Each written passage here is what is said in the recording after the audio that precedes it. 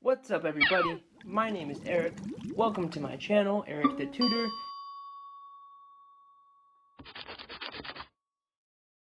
What's up everybody, my name is Eric. Welcome to my channel, Eric the Tutor. Today we're going to be going through more Chem 8B practice exams for quiz number 3.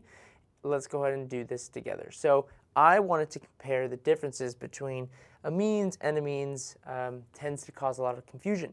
So I'm going to break this video up into 2 parts. Go ahead and try these problems out, see if you can get them on your own. If not, pause it and we'll talk through this together, all right? Let's get started. So here I have an aldehyde and here's my amine and here's some acid. So I know my first step always is to charge up my carbonyl. I want to make this more positive.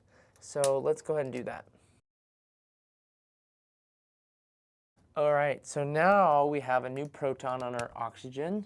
Now I know, because of resonance, that this carbon here is going to be much more electrophilic because I can push that double bond up and now I have a positive charge, a carbocation on the carbon. So now I can take my nitrogen group and react it right here. This will push up the double bond.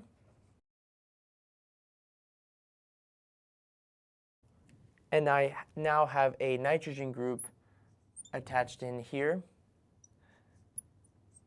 with 2 protons and its carbons, just like that. Don't forget, there will be a charge on our nitrogen here. This is a positively charged nitrogen because it has 4 groups. It wants to have 5. Now I can take my oxygen group here, and I want to make it a better leaving group, right? I'm trying to make an imine. So what I want to do is I want to take this group, have it grab a proton. This is going to give the lone pair back to the nitrogen. At the same time, it's going to make my oxygen a better leaving group because right now it is an alcohol, but I can turn it into a water, which will be a much better leaving group.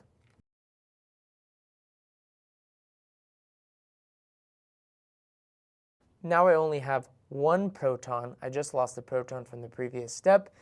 My oxygen now has 2 protons. This will be positively charged, and I reformed my lone pair on my nitrogen. I'm going to take my lone pair on my nitrogen, I'm going to bring it down and kick out the oxygen.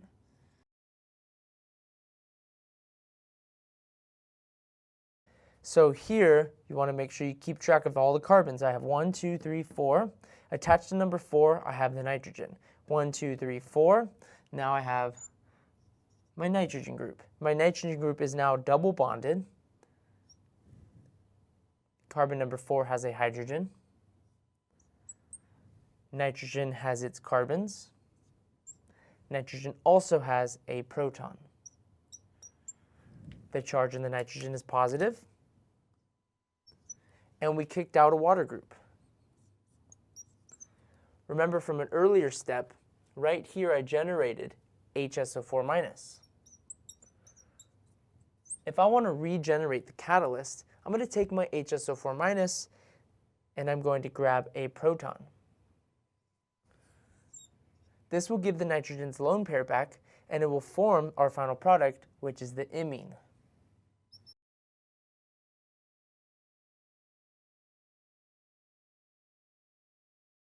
And there you have it. There's our final answer, and this is a imine.